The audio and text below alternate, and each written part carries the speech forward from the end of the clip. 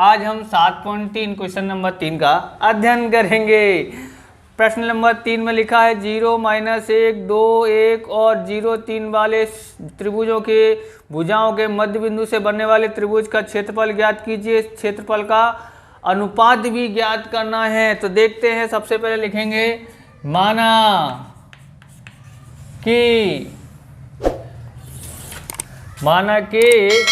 ए 0, -1 B 2, 1 और सी 0, 3 शीर्ष बिंदुओं से त्रिभुज ABC बनता है तथा DE और F यह DEF मध्य बिंदु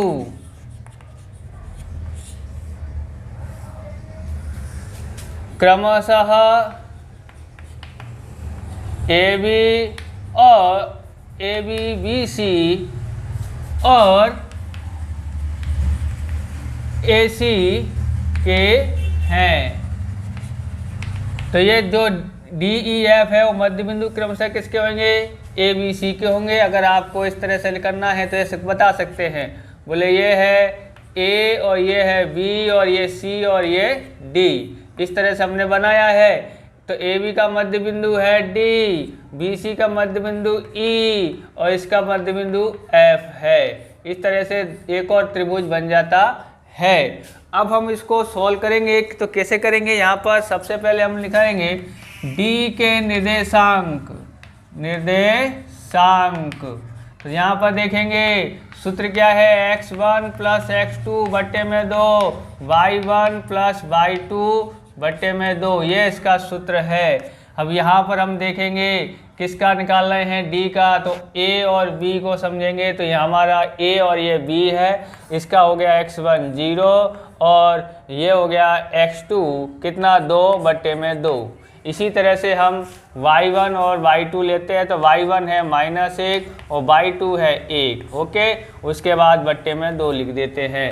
बराबर कितना हो जाता है? तो ये 2 हो जाता है बट्टे में 2, ये 0 हो जाता है बट्टे में 2। तो ये हो जाता है 2 एकन 2 और 0 का 0। तो इस तरह से D के निर्देशांक यानी मध्य बिंदु आया है 1 और 0 आया है। इसी तरह से हम ज्ञात करते हैं E के निर्देशांक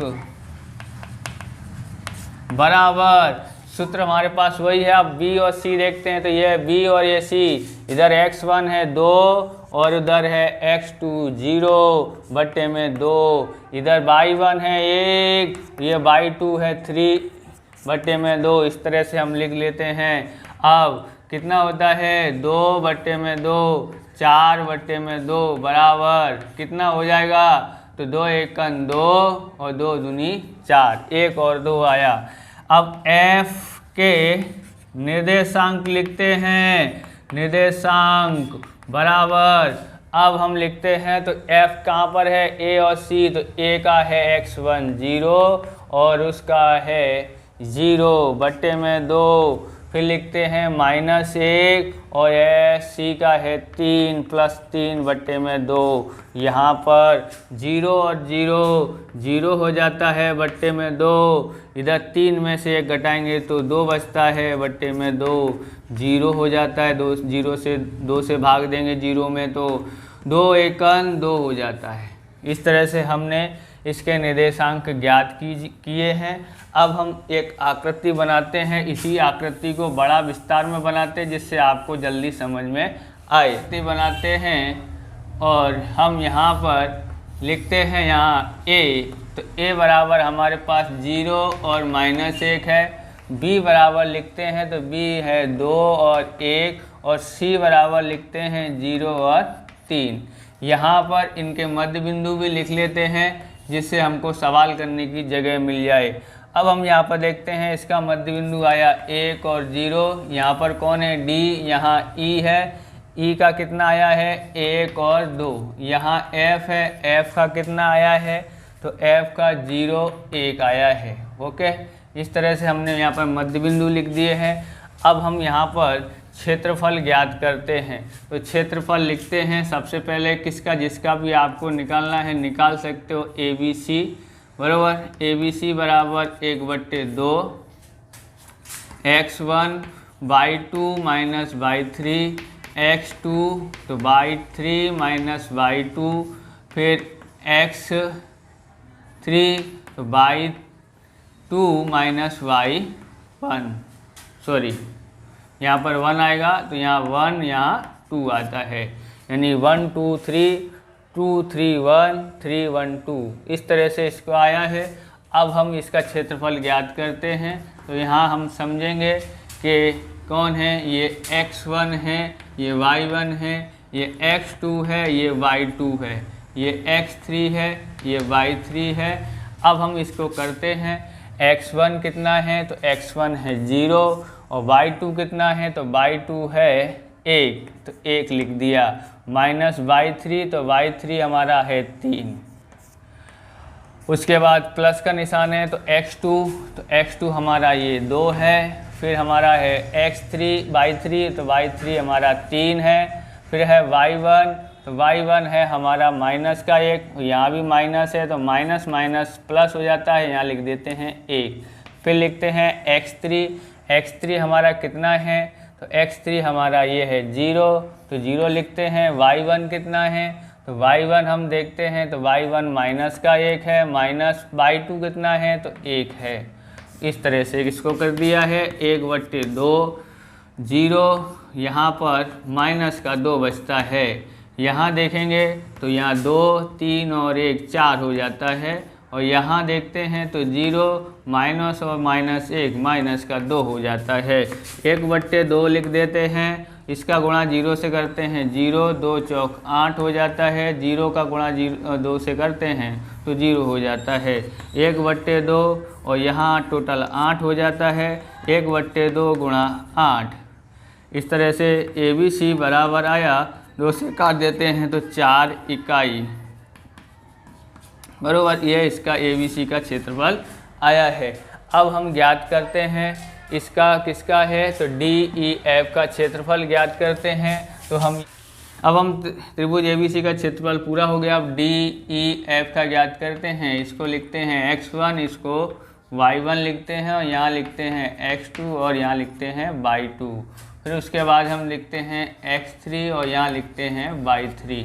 हमारे पास यहाँ सूत्र लिखा हुआ है, तो हम इसी सूत्र की सहायता से हम यहाँ करने वाले हैं। तो कैसे करते हैं, देखें यहाँ पर कि x1 है तो x1 हमारे पास 1 है। यहाँ सूत्र है 1/2, तो यहाँ 1 लिखा है। उसके बाद हम लिखते हैं क्या है, y2, तो y2 हमारे पास कितना है, तो y2 हमारे पास 2 है। उसके बाद हम लिखते हैं माइनस y3, तो y3 हमारे पास 1 है, माइनस 1 y3 लिख दिया है। फिर लिखते हैं यहाँ पर कितना है x2, तो x2 हमारे पास 1 है, 1 लिख दिया है। फिर y3 देखते हैं तो y3 हमारे पास यहाँ पर देखते हैं y3 तो 1 है। उसके बाद हम लिखते हैं y1, तो y1 हमारे पास 0 है। फिर हम देखते हैं x3, तो x3 हमारे पास ये रहा 0। और फिर हम देखते हैं y1, तो y1 भी हमारे पास 0 है। माइनस लगाते हैं और y2 लिखते हैं, तो y2 हमारे पास ये रहा 2 है। उसके बाद हम यहाँ लिखते हैं 1/2, 1 यहाँ बचेगा 1 और यहाँ